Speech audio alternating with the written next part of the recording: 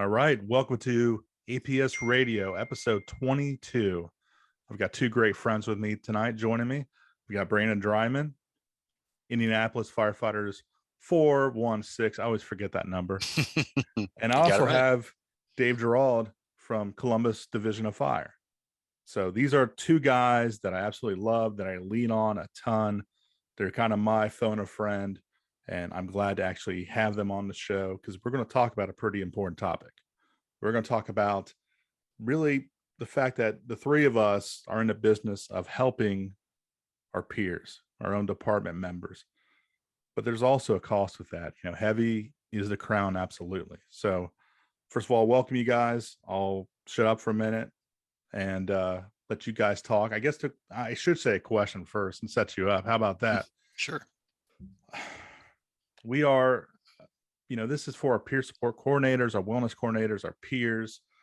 Let's just talk about the hardships of our positions. So either one of you, I'll leave it to you guys and you can take it from there. Well, I can start off a little bit. I've been in a leadership role within my unit for about 5 years now. And I think the biggest thing that I maybe sort of anticipated, but didn't really realize the extent to which it would happen, or a lot of the after hours things that go on. And that's pretty tough. We preach the value of having good boundaries and really setting those boundaries up and making sure that, when you're off and that sort of thing. And I think that's important, but sort of like we have out in the companies at 2 a.m, somebody needs to pick up the phone. And sometimes it doesn't feel like enough to just say, we'll call 911 or, to have another person answer the phone. And that's been a big adjustment and something that I really had to deal with over the last 5 years, that, on vacations or whatever's going on, you got to pick up the phone. And maybe you don't have to. Maybe that's why we're having this discussion. Maybe there are ways around that.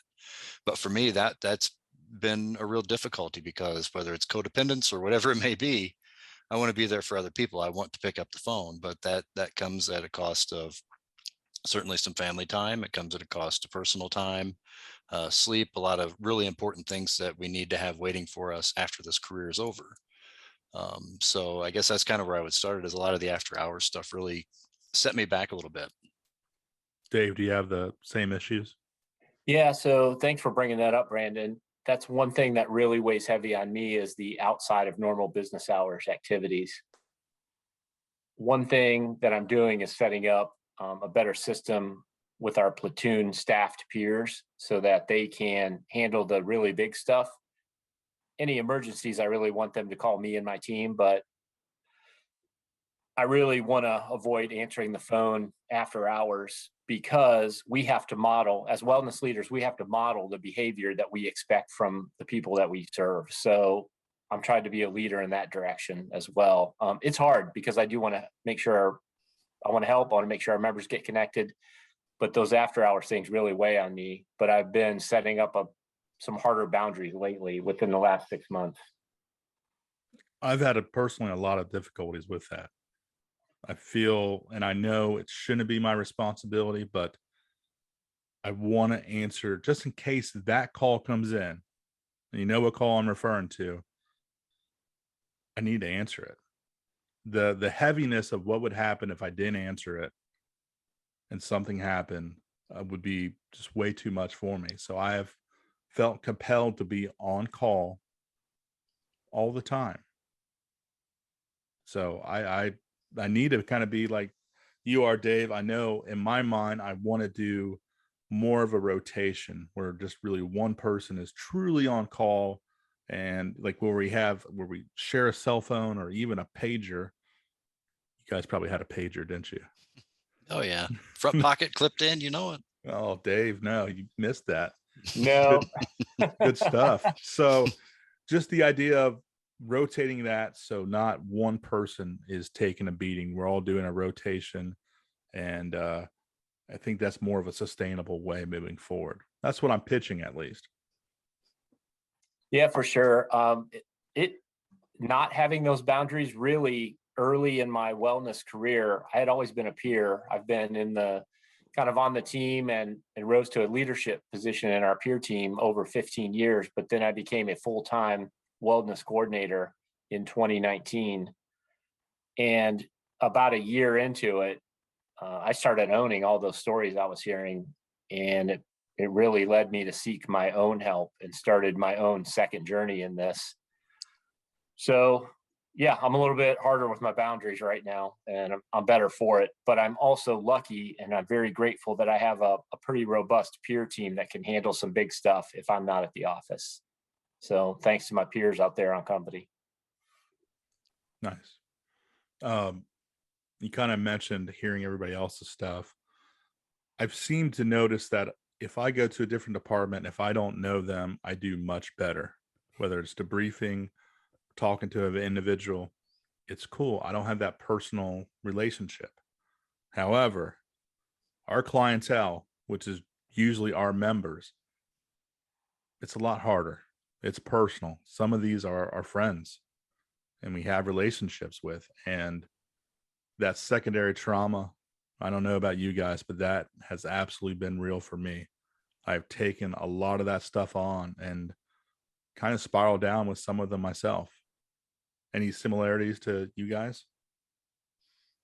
Yeah, I mean, I think that's probably one of the other huge factors is what you're taking home with you, and it's natural. I mean, we're in this type of role because we have a lot of empathy, and that comes with a lot of risks as well.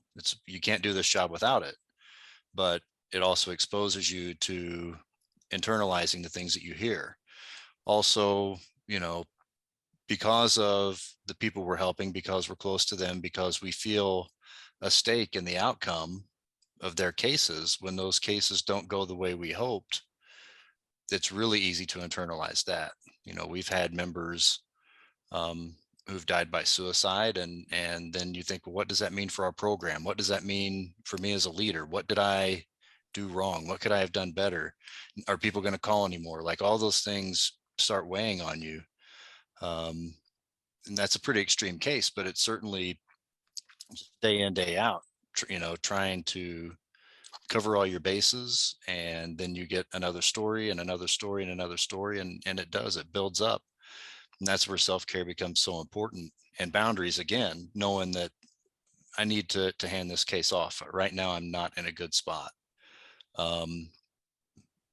But having the practice, the experience to do that is hard. It's still hard for me. It's really hard. But that's the reality, that you're right. The secondary trauma is just as bad as being there in the first place. Yeah, I agree. I just this week, I know people called in and were seeking assistance from my team in my office. And when they got me directly, I said, hey, I'm not running exactly 100%, but I have a couple peers on my team that are willing to listen and to hear your story. So I've been able to shuffle them off. Again, that wasn't easy for me, but I'm a lot better than I was. It's like I said, that first year doing this peer support was hard, but I don't feel like I'm owning those stories anymore. It's just the daily grind of it. So the boundaries have helped quite a bit. But passing it off is really important because, again, we have to, as wellness leaders, we have to model the behavior that we want others to do. That's absolutely true. One of the things that's worked for me recently, like going on vacations and spending family time, I used to not be able to not answer my phone, but now just changing my voicemail, just letting people know, hey, I'm unavailable. Here's the alternate number for you to call, and being okay with that, like letting go of the reins, right? That's another one of those things that can be really hard for us. We get in these positions because we're good at what we do. We're good at managing things. And sometimes that comes with maybe a bit too much control or wanting to control things. So, but that's been a huge thing for me. And I encourage other people who are wellness leaders, peer leaders, whatever, when you're going out of town, when you're taking that vacation, get with somebody else on your team that you trust, ask them to be the point person while you're gone. And no matter how badly you want to answer your phone, let voicemail take it, and that person can get the information they need from your message to call the next in line. Give yourself that space. It's important. It's great. I remember being in Hawaii and answering the phone and helping people. And my wife just looked at me like, what's wrong with you? Like, you're in Hawaii. You know, kind of what you guys were saying about handing the team off. I ended up doing that in August, and I still haven't taken it back, and I probably won't, is the reality. I took on so much secondary stuff, and it just, I mean, it brought me down to the point which I ended up spending 40 days at the Center of Excellence. So this is a really important issue to me, because I don't want that to happen to anybody else. I want to counter that beforehand. So giving it up to somebody is absolutely the right thing to do, whether you have a rotation or whatever, but you need to be able to take care of yourself. And I see now a lot of the things that I definitely could have done better in hindsight. Because I'll also say too, and excuse my tangent, I really held off on getting the help I needed. I really felt that I was supposed to be the guy that everybody came to help. And the optics of it wouldn't look good if I was a mess and I was getting help myself. You know, how can I help others when I don't even have my own stuff squared away? And I just want to make sure that if you're in those positions, who cares what anybody else says? You know, you need to take care of yourself. Don't worry about any of that stuff. Concentrate on you, and everything else will should fall how it should be, you know, once you take care of yourself. You guys agree? Any me too's? Oh yeah, for sure, Jim. So what you're describing is what I also see and hear in the police, fire, dispatchers that I talk to. We're all afraid of looking bad, right? Our egos get in the way because I want to look good, I want to win, and I want to dominate. And it can be perceived as looking bad if I go seek help. But what I've realized in this business is that asking for help, keying the mic, calling the Mayday is the greatest act of strength that there is. So to my firefighters out there, hey, get the help you need, because you're going to be a better, stronger, more complete firefighter, a more complete paramedic. You're going to be a better chief, a leader on your division if you get the help that you need. Quit covering up, get the help. And like Jim said, do it. It's worth it. You're worth it. Yeah. And I mean, I've been there too, Jim. 100% what you described. It's like, it's funny, you know, when I got sober 10 years ago, before I really got involved in peer support, I would walk into meetings and every meeting I went to, somebody would tell my story. It's like, wow, how do we all have the same story? And then I hear you describing that here. And it's like, that's exactly it. Like when I've struggled thinking, well, it's going to look bad if the person who is supposed to have all this under control is having problems. But then one day it hit me, all of our pure fitness people still work out. You know, it's not like, oh my goodness, those fitness people just can't get it right. They're in there lifting weights again. They're conditioning their bodies. Like it's the same thing. These are physical issues that are going on in us. And sometimes we have to keep ourselves conditioned. So we have to do the things to keep ourselves healthy. But just like fitness people get injured, so can we. The exposures that we have, the things we deal with cause injuries. They're just perceived differently at large than straining a muscle or hurting your rotator cuff, whatever it may be. But just as Dave has said, it's up to us to model the good behavior.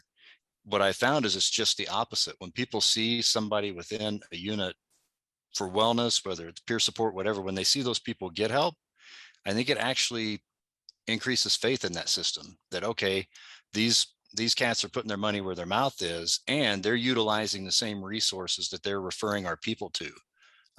So they must be reliable. There must be something to it if these people are going to these resources themselves. And I think when you do, not being shy about it, we know how important testimonials can be from the people out in the companies. Whenever they have a good outcome and they want to tell their story, we encourage that. As leaders, we need to do that too, and not be ashamed that we had to get help, but be vocal about it. Let people know that I struggled too. And even in this position, I've struggled, and it's okay because I knew what steps to take and I took them and I got help, and things are better now. You can do the same thing. People recover all the time.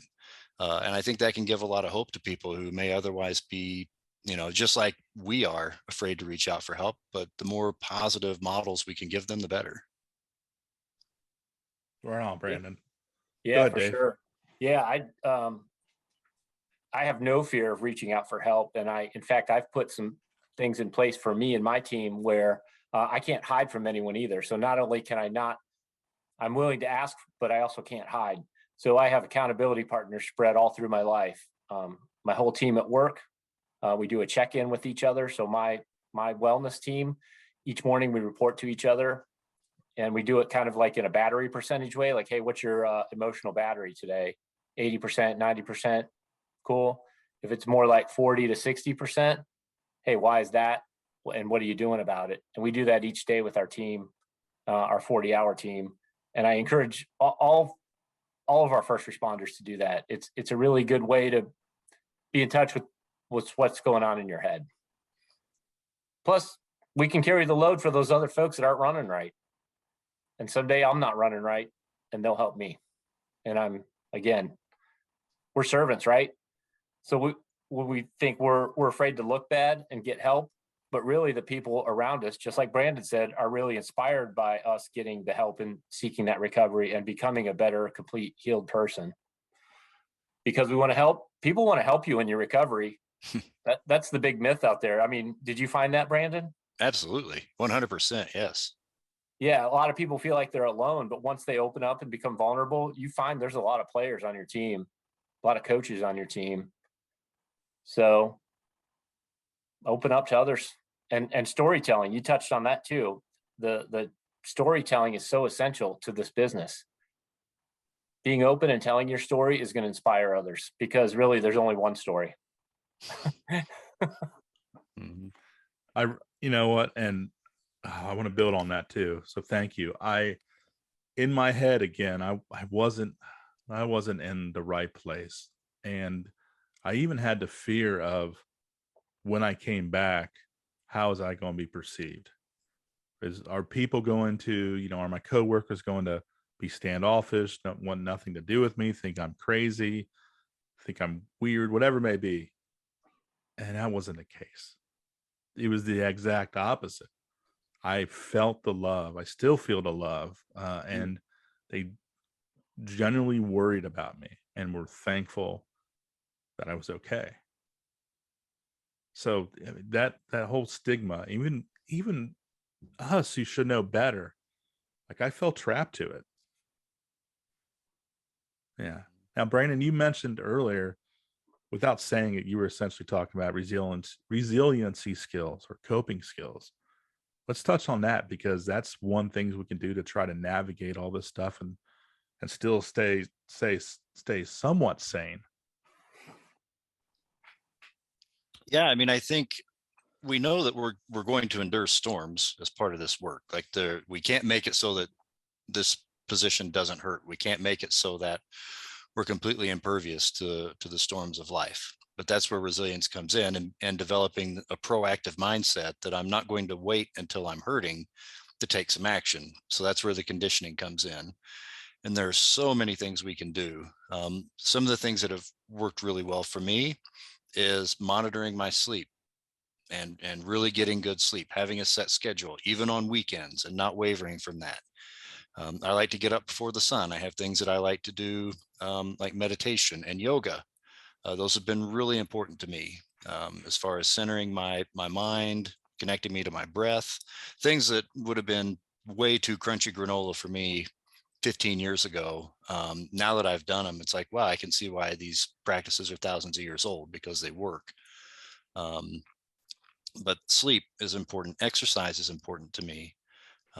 Talking, making that appointment with, whether it's your EAP, whoever you trust, and it can even be your physician, but making that appointment to talk to somebody when you feel it building up, or just proactively once a year, getting out, making that appointment just to do a check-in. We do it for the rest of our body with our physical every year. We need to do it with our mind as well.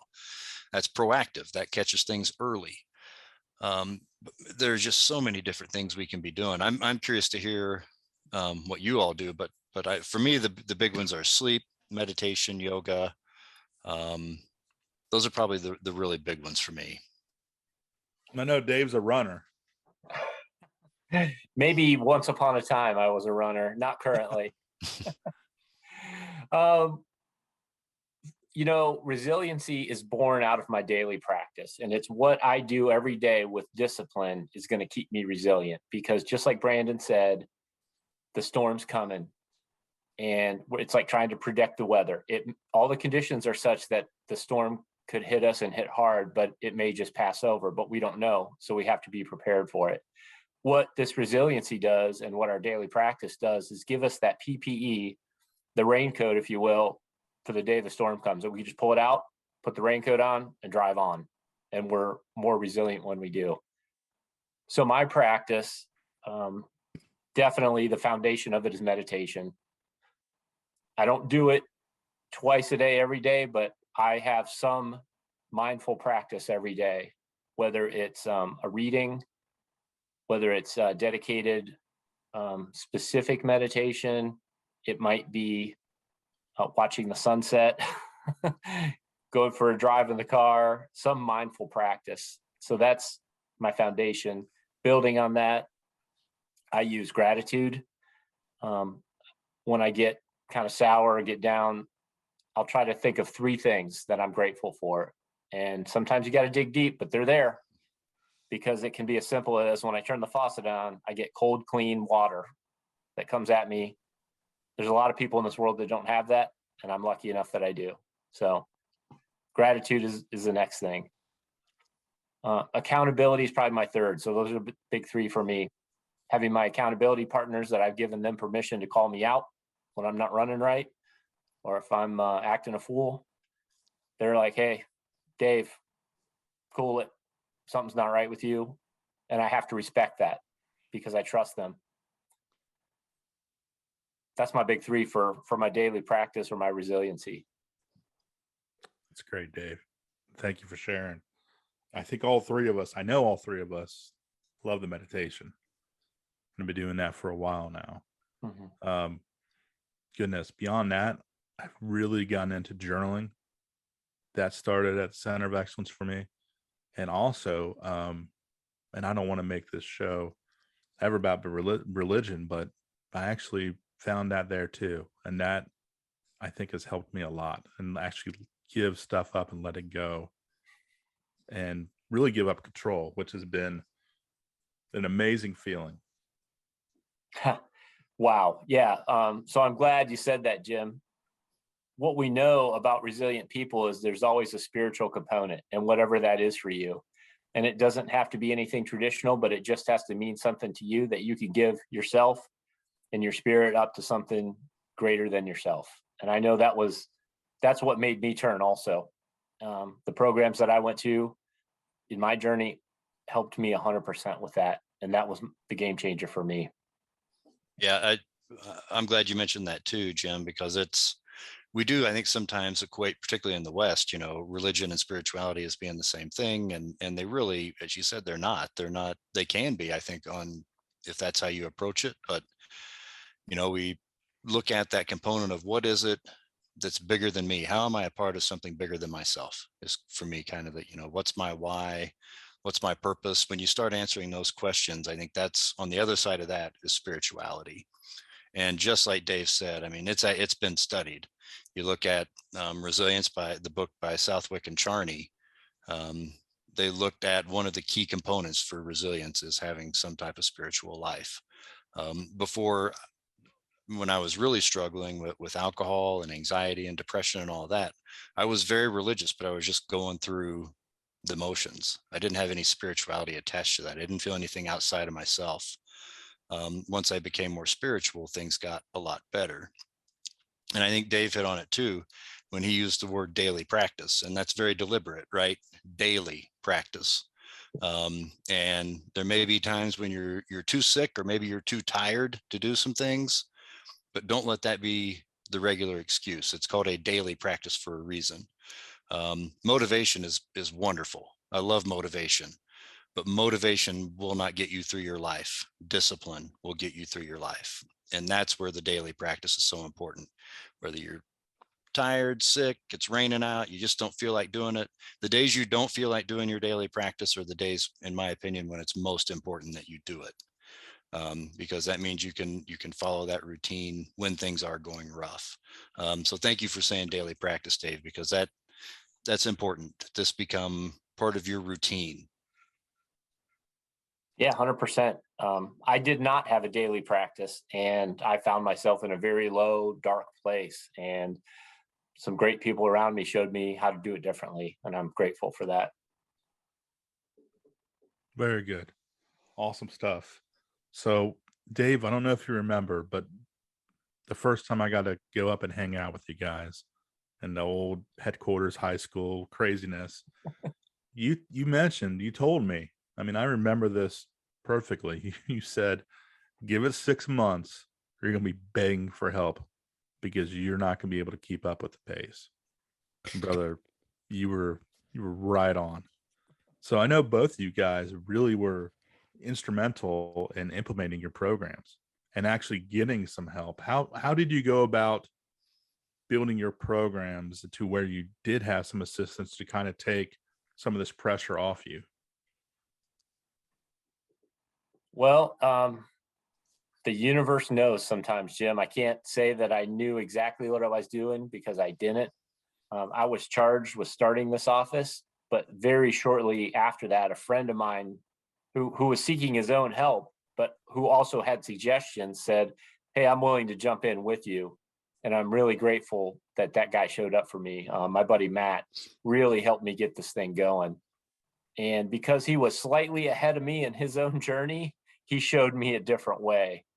I'm lucky, grateful that my fire administration was able to organically build this program, and they trusted me enough that I said, "Hey, I need some help."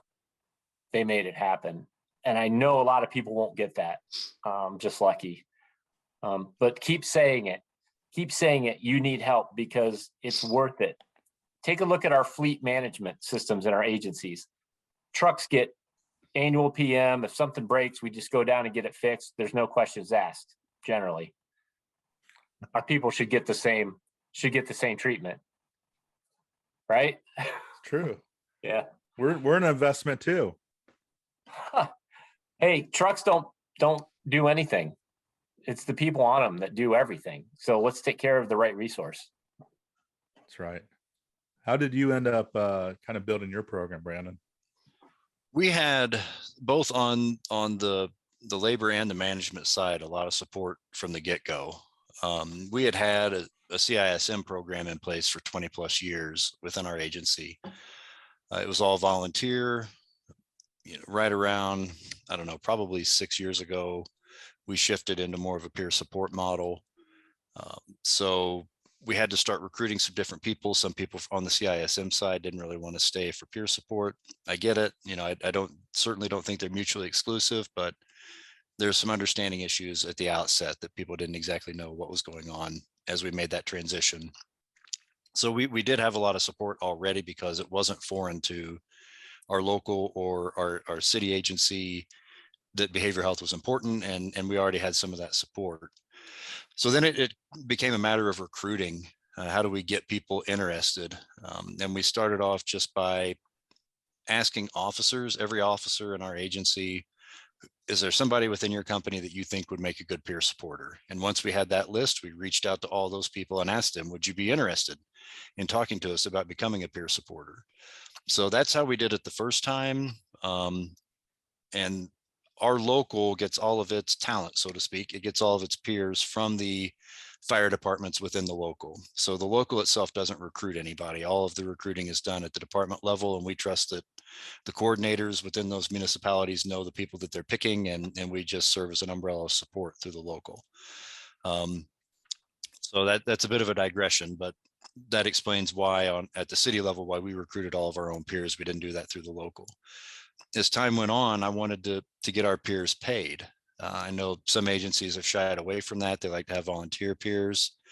My view is that after the 4th edition of the Wellness Fitness Initiative, peer support was codified in that document, that it was important for an all-around wellness program. My view was we pay our peer fitness people a stipend, a stack pay every year. So we need to pay our peer supporters the same thing. They're within the same document. One's just as important as the other. So if we're paying our peer fitness people, we need to pay our peer supporters.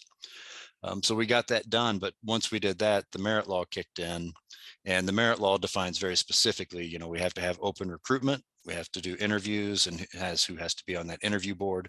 So now that's kind of laid out for us under the merit law, how we recruit for the peer support program. But leading off, I think that's one of the big things that a coordinator needs to figure out is, am I going to do invite only and risk missing out on some people who might be a good fit, but really tailoring the program with the people I want? Or am I going to do kind of an open recruiting, which can be overwhelming, but you're more likely to catch the diamonds that you may have missed if you just recruited only the people that you knew about? And I don't think there's a good answer one way or the other for that.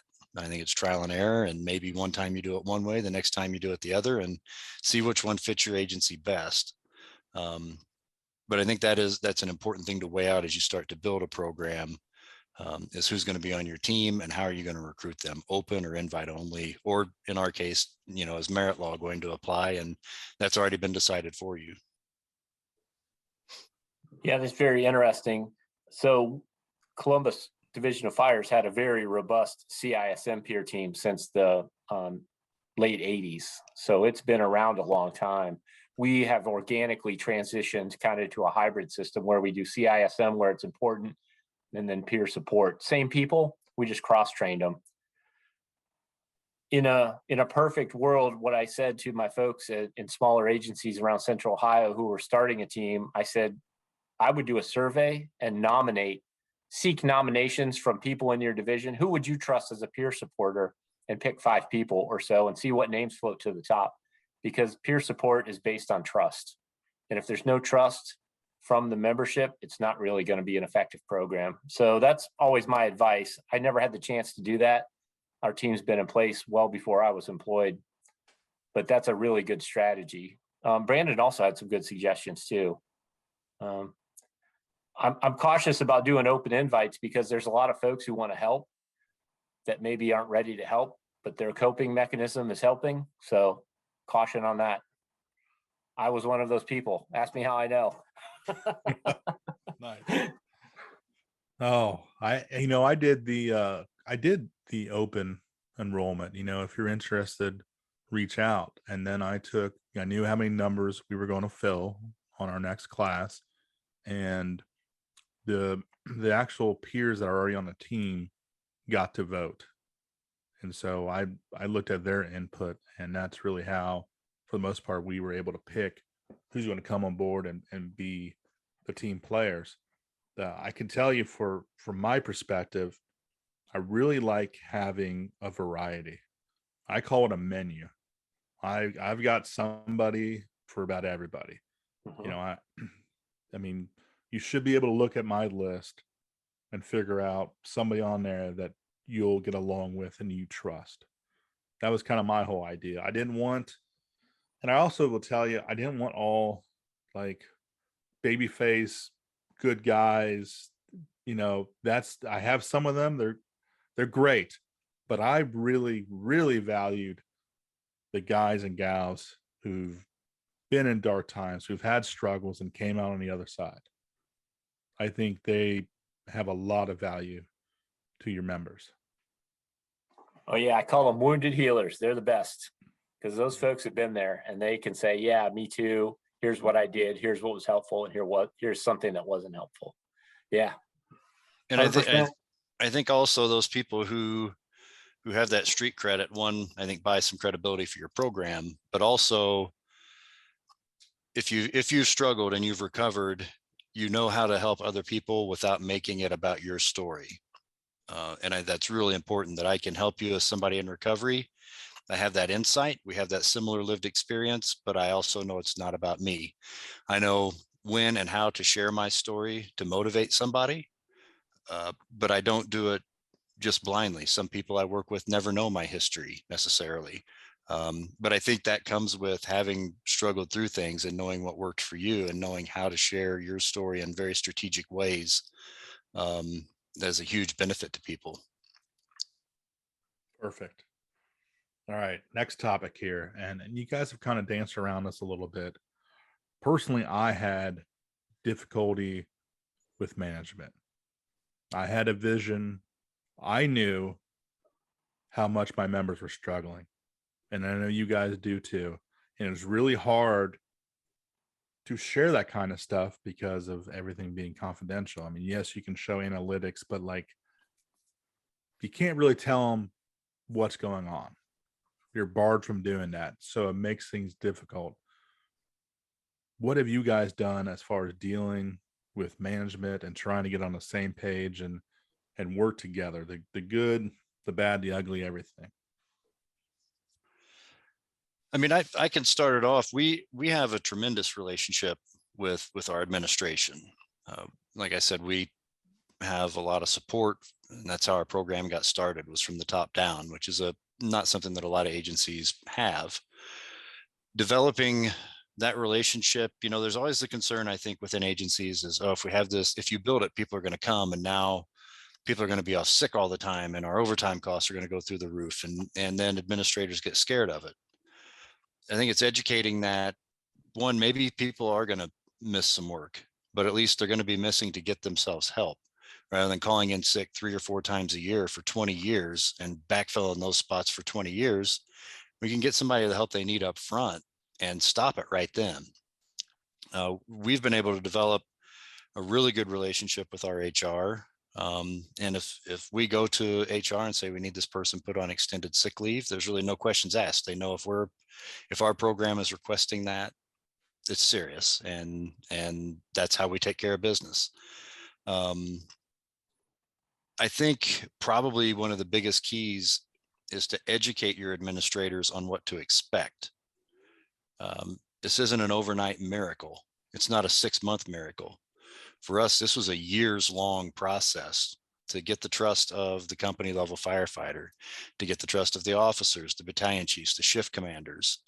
That took years and years and years of work on the part of our program to see that people are getting better, to see that the sky's not falling when people get help. It's actually a good thing.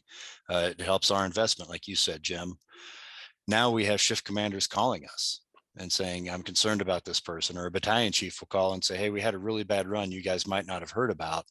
Can somebody check on this engine crew? They were there on the scene for a couple of hours, and I want to make sure they're okay.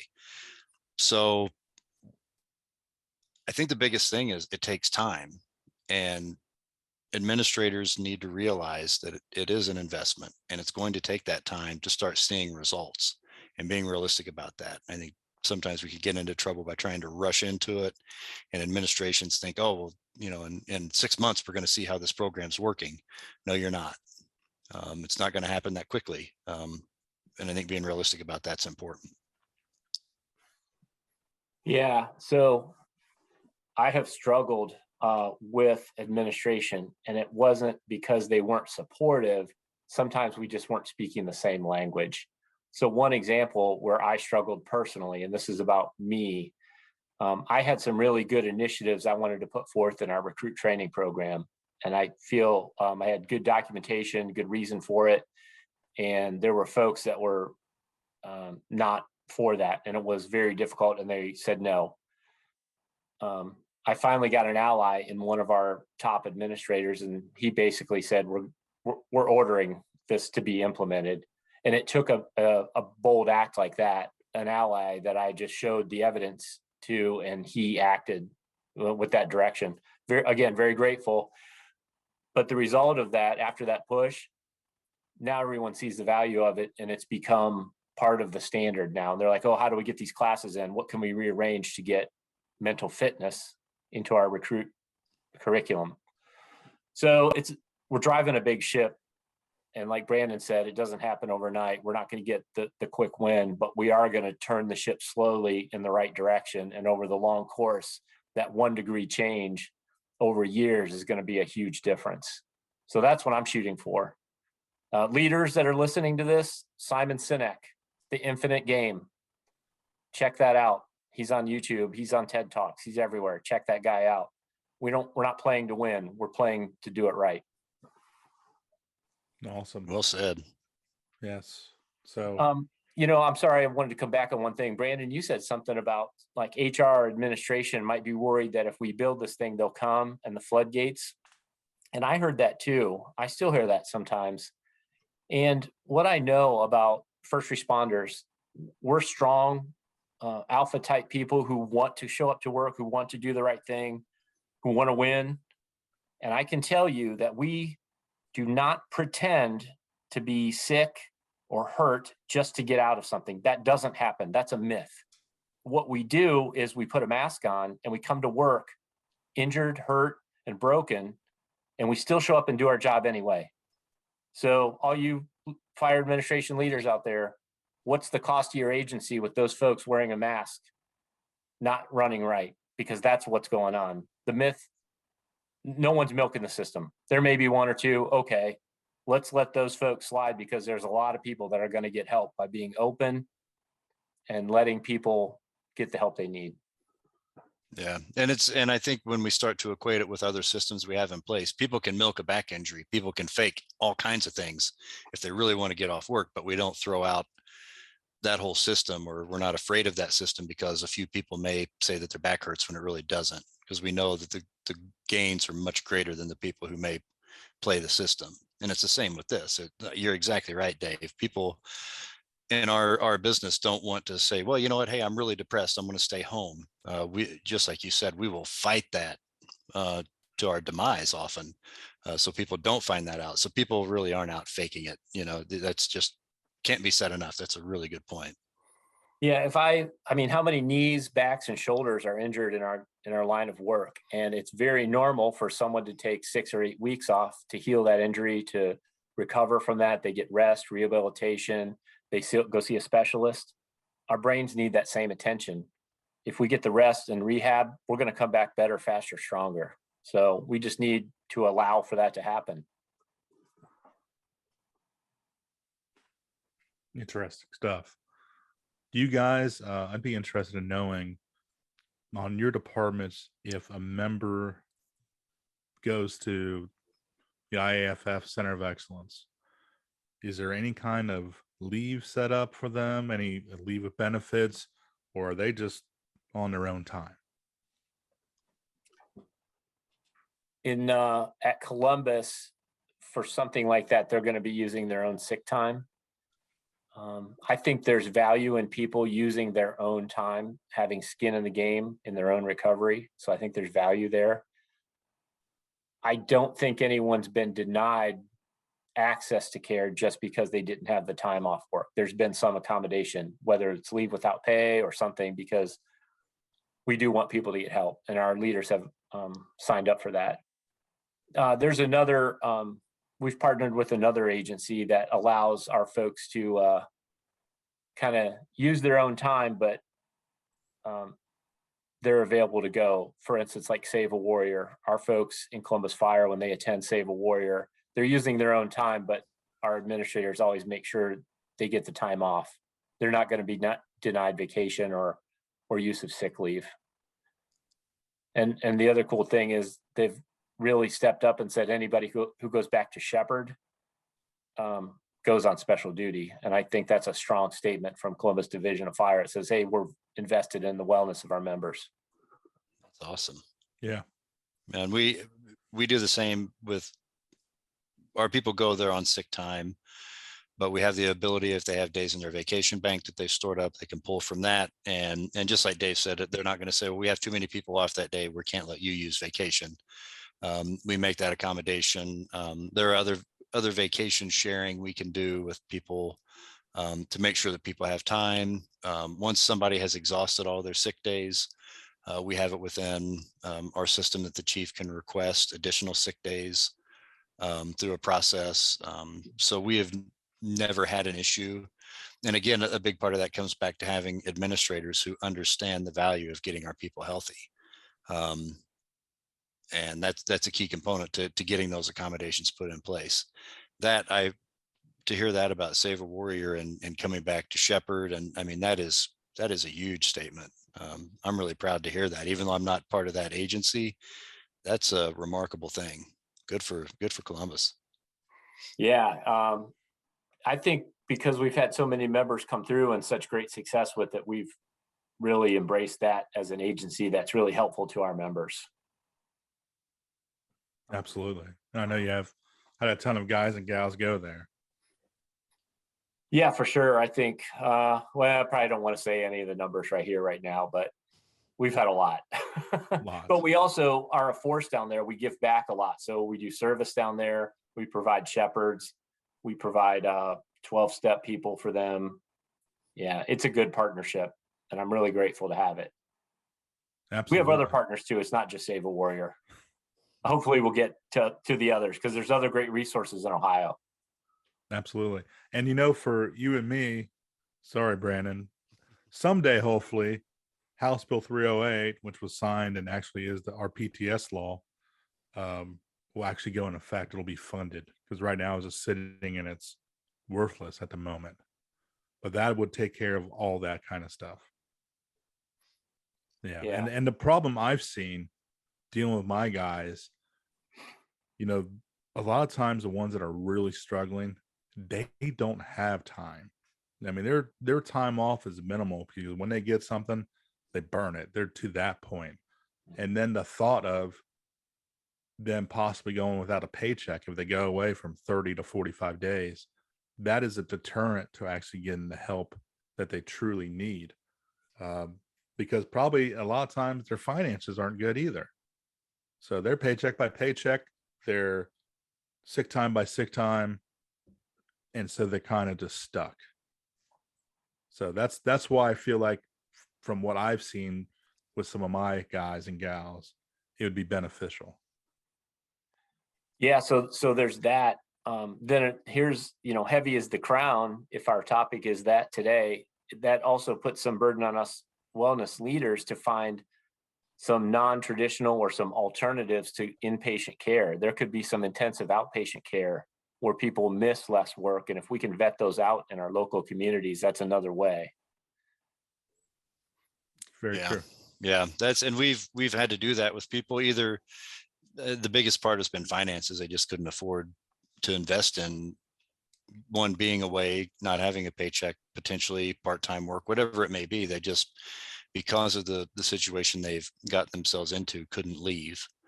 So you're exactly right, and say, well, at least we can start here and see how this goes. And I think if that's what the person wants to do, then it's especially important to go with that. It has to be their plan, not mine. And if they're going to be that worried or concerned that they can't make ends meet when they're gone, how successful is that going to be if we try and push them that direction? Probably not going to be very successful. It needs to be their idea and their terms. That's, as far as Ohio folks, I think that's one of the true beauties of SAW.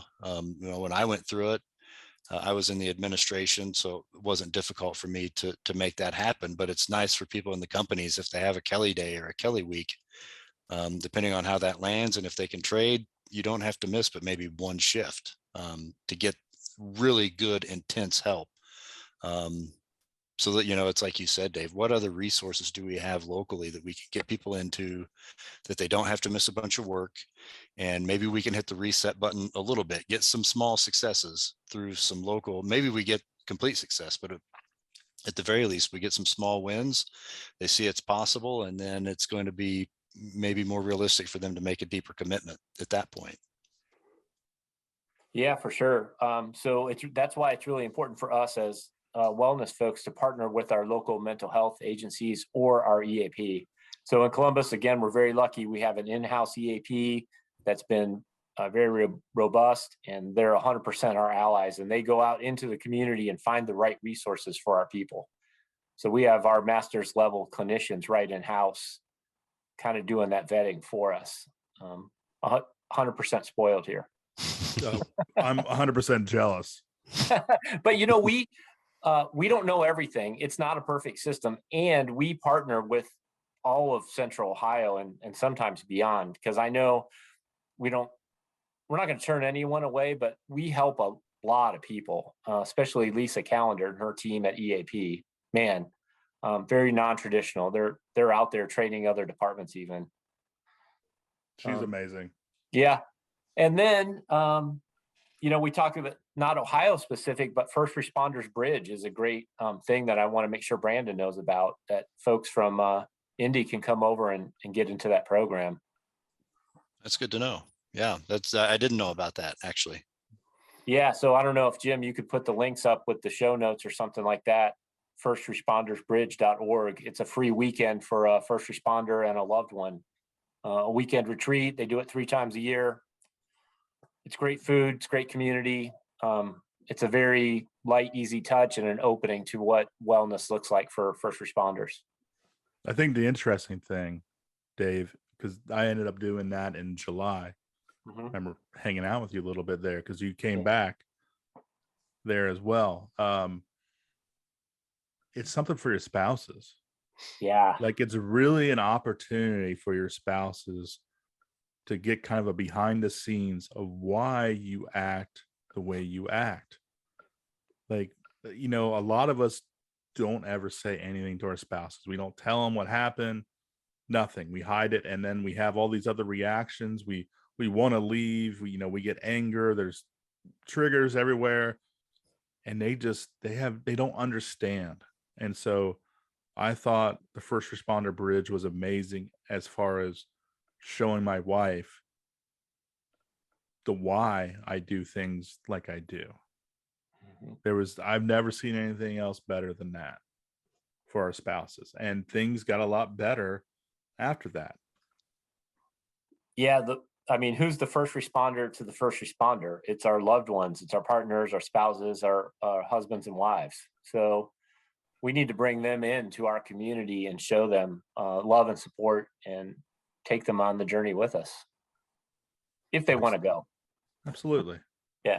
It's that awareness. And we don't teach that from the start. Not with the spouses.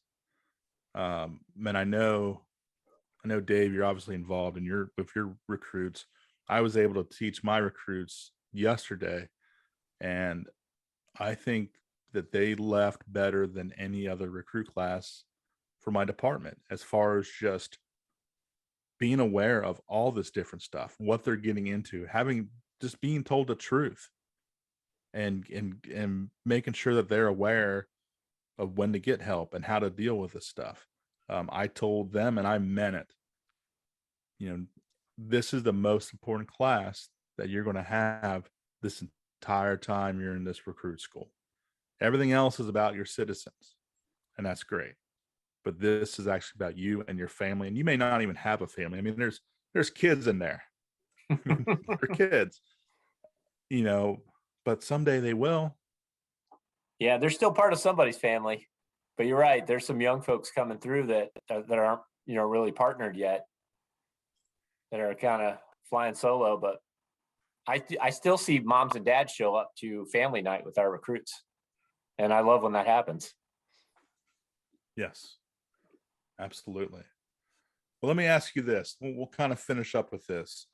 Just open it up. Any advice that you would give any type of wellness leaders?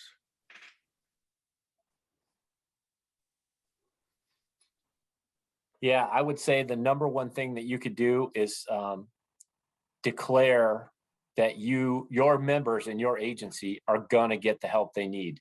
You don't need to know all the answers, but you can say, this is going to happen, and then live into that possibility and just say, hey, look, an example, it sounds like this: no one in the Columbus Division of Fire will commit suicide because we have the right resources in place. And then you just build that out. It starts with a statement. It starts with declaration saying it will happen. So it's all in languaging. If we say it will happen, it will happen. We did it to our kids, right? As parents. Why? Because I said so. We're going to be well because we said so. But then you got to back that language up with action. So that's the first thing I would say is, hey, start saying it, start normalizing it, remove those barriers, that stigma. That's my first thought. Brandon, I'm sure you got some too. Yeah, I know I put you guys on the spot with that. No, that's fine. I mean, I think what we've already discussed, I would put back up there, that you take on a lot in this role, whether you're the leader or you're a peer on a team. You take on all the things that you've been through on the job and off the job. I think that's something that we're all privy to, that we recognize among the three of us, that It's the thing underneath the thing sometimes that is really the issue. It's not always what's happened on the job, but being aware that it's okay to struggle, and that if you are struggling, it's okay to get help. It's not going to destroy your program if you say, I need to go somewhere and get assistance. Your program will hold up and probably be stronger for it. It's the biggest thing I can say. And I was guilty of it. I put it off until my spouse finally asked me, why are you so mad all the time? And it hit home. It's like, wow, I am. I have changed because I can't let anything out of my control. And as a leader, I should have known better. Having walked however many other people through that process, I should have known better, but I didn't until somebody called me out on it. And then it was time to get help. And it was scary. And it was a good thing, though. I don't know how many people I had helped get residential treatment, get into IOPs, whatever it may be. I never appreciated the terror that those people must have felt going to the airport to get on a plane, quite like I did when I drove to Hillsboro, Ohio, and sat outside on a country road waiting to go in to save a warrior, and how scared I was for a 72-hour program, let alone a 30-plus day program. It was humbling, and I needed to see that, but I also needed the help.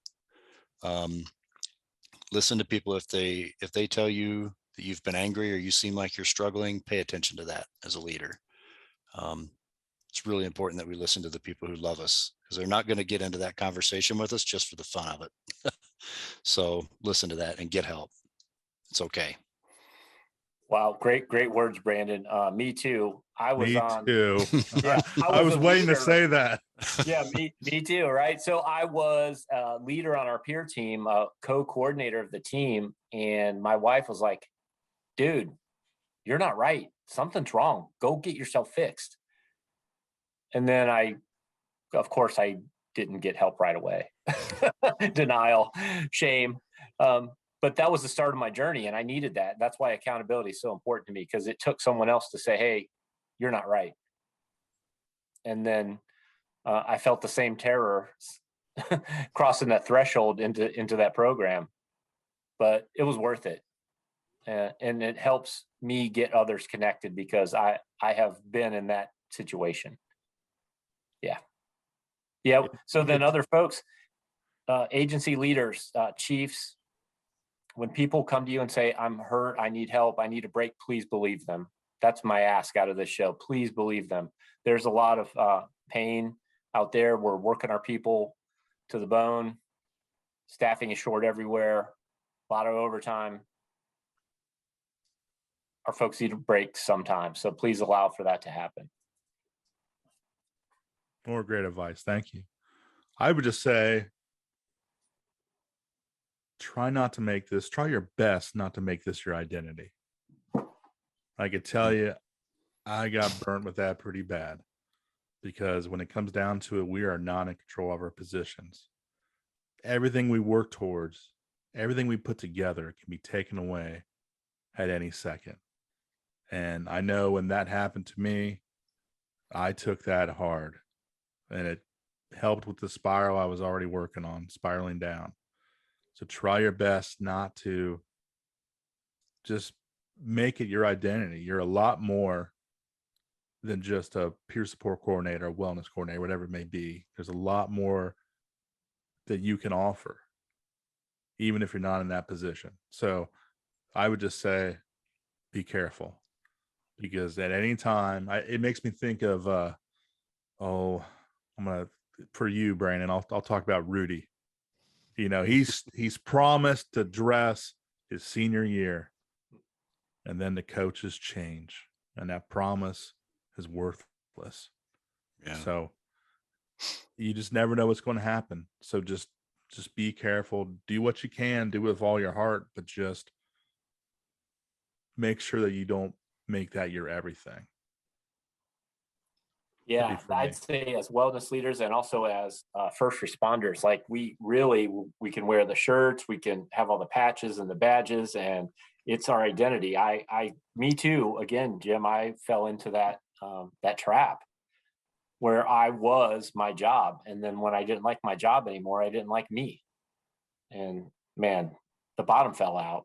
So once I uncoupled identity from self, our identity from job, remove those two things, huge growth for me. That was very helpful. So, yep. Thank you, Jim. Yeah. All right. Well, I think it's been a good hour or so. I appreciate you guys coming on here and sharing all this knowledge, and hopefully whoever may be listening, whoever may be coming up will actually listen to this and they'll learn from our mistakes and be better off for that. They won't have to go through it themselves. So again, thank you, Brandon. Thank you, Dave. I love both of you so much. You've helped Love you me too, out brother. tremendously. And I'm just, as Dave said, I'm grateful for you guys. Same. Love you, Jim. Love you, Yep. Brandon. You guys are awesome. Keep doing the work. Yeah. All Love right. you both. Thank you. So he's Brandon, he's Dave, and I'm Jim, and we are out of time.